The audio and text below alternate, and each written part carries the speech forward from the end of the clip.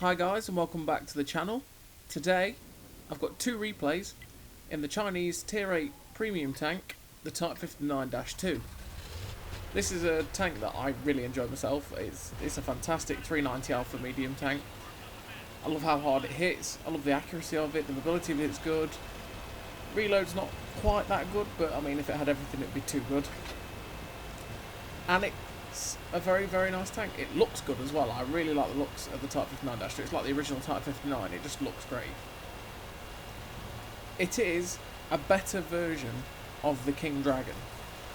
Now you might be thinking, okay, sure, it's an unskinned King Dragon, but for some reason they made it better. So instead of having .36 accurate, by the way, okay, before we go to that, I was typing in Twitch at this point. I can't remember who I was watching. I was watching someone on Twitch and I was typing in their chat. Don't text and drive, kids. You crash into walls. So anyway, back to the point. The King Dragon has .36 accuracy. This has .34. The aim time's the same, so that's no different. But .34 is verging on more accurate, whereas .36 is still in that kind of derpy every now and then area. That was a risky shot I took on that T28 prop, because quite easily he could have had the 120mm, he could have slapped me hard and hurt me in ways that no man ever wants to be hurt. And again, we drive out in front of that ISU that we know is in the bush. Silly thing to do. We take a big slap from him.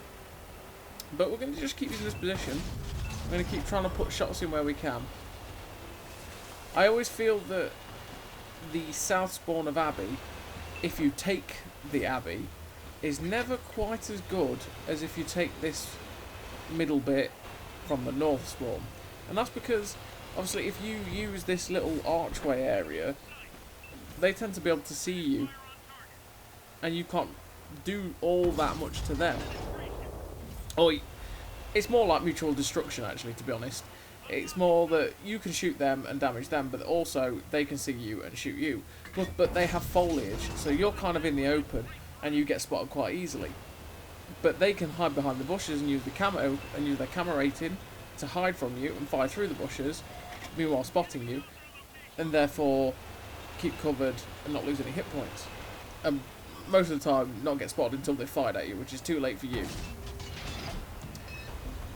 But from north spawn, obviously you get the little position at F5, and you can use that. It's got bushes in itself, and you can use that foliage to keep yourself covered, keep unspotted, and use the house to be able to keep hiding behind as you pop shots at people.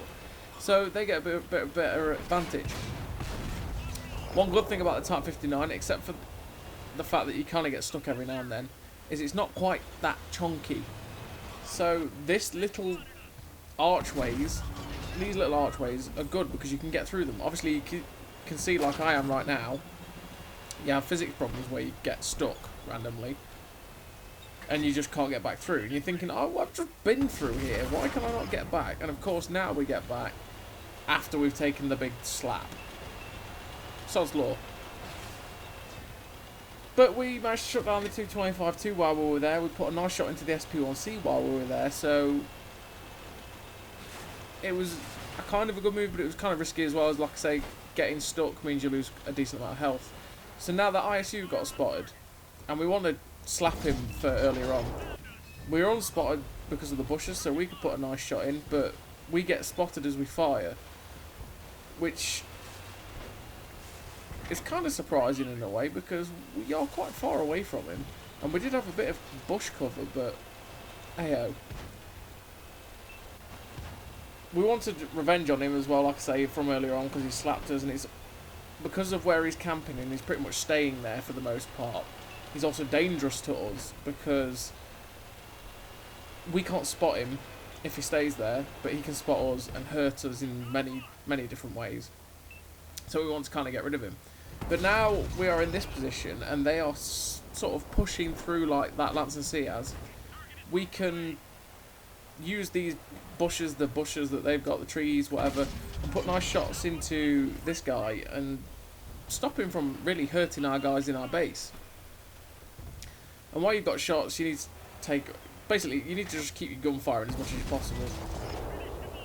They reset our cap a bit, a bit ago, so that we stopped and couldn't win that. Well, we could still win that way, but it meant that we weren't going to win in that instant.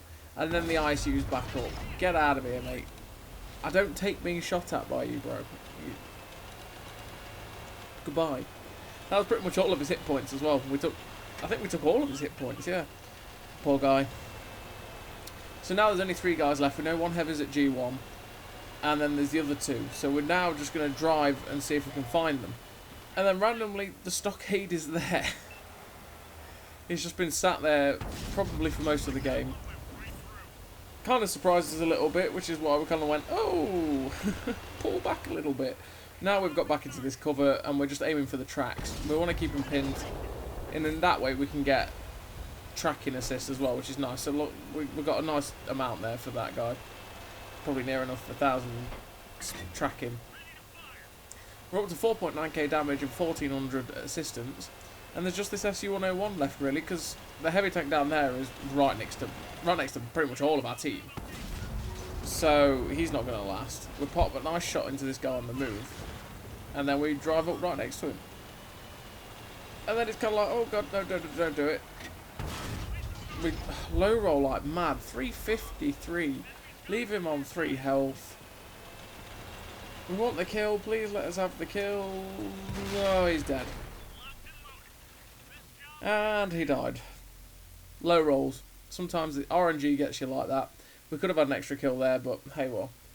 So we ended that game, 192,000 credits made, which is just like the King Dragon in the fact it's fantastic. 20 shots fired, 17 hits, 16 pens, good ratio, 0.34 accuracy, fantastic.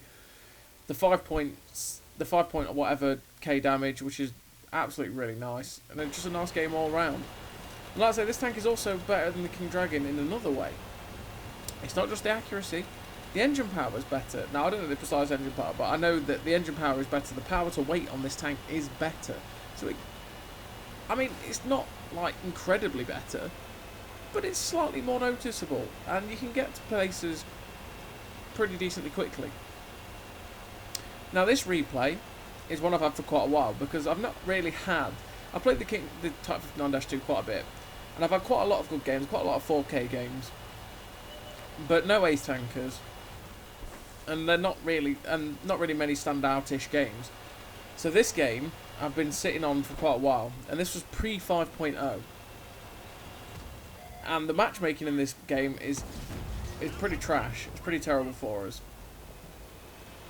So we've come to this ridgeline on Great Wall, and I like this position. Like, you can use your turret armor, you can use your gun depression. And if you really get pushed, you can pull back quite a lot and keep yourself safe. Now that ST1 is stock, and the ST1 stock is like its tier 10 successor. The tier 10 after anyway, the IS-4, in the fact that that roof armour it's got is overmatchable. It's pretty terrible.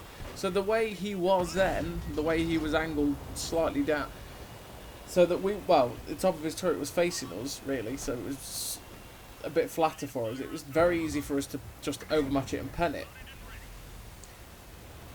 Now that mouse is going to be a problem. We can't really do much to that mouse. He's going to be a problem for us to pen.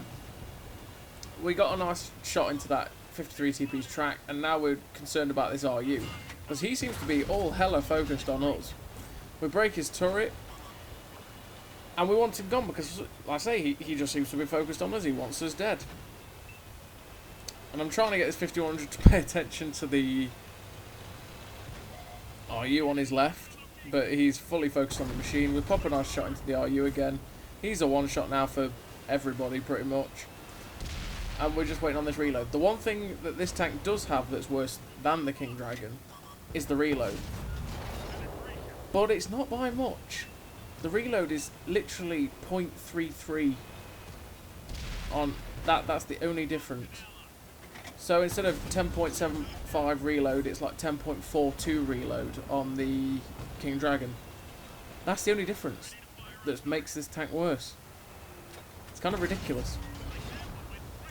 But hey, well, we're still going. We've got a nice shot into the side of that machine's turret, and now he seems to be a little bit mad. And we're trying to get a shot into his tracks. We do get it. Again, we can overmatch his side very easily. Machines are very easy to pen for everybody with 100mm guns. Well, anyone with like 90 plus caliber guns anyway, because you can overmatch and pen them just like that. And if you shoot them in the track, most of the time you will track and pen them.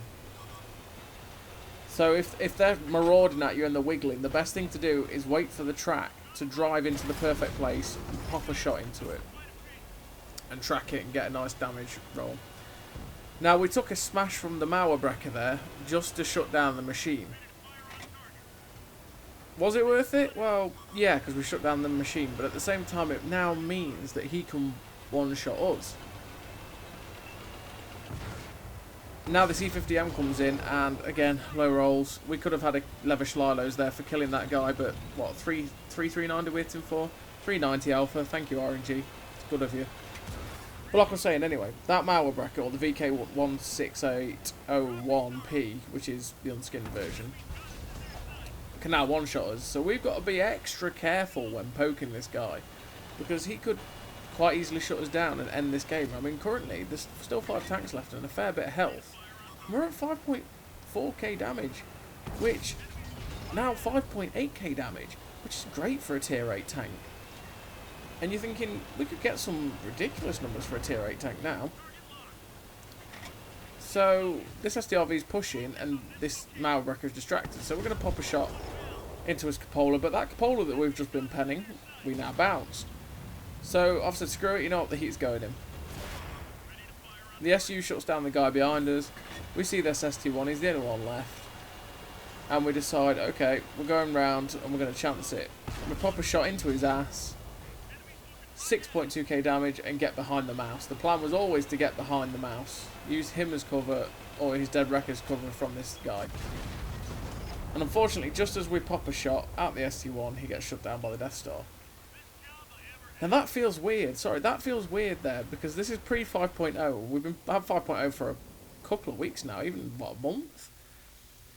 And that ending that we have now is so quick. That then felt like it took forever to end the battle, and I still prefer that. I still prefer that because you can pull off cool maneuvers. But we end that game 6.2k damage, a whole heap of silver, and a very, very good game for a very bottom tier matchup. 254k silver, madness. So as always everybody, thank you very much for watching, I'll see you next time.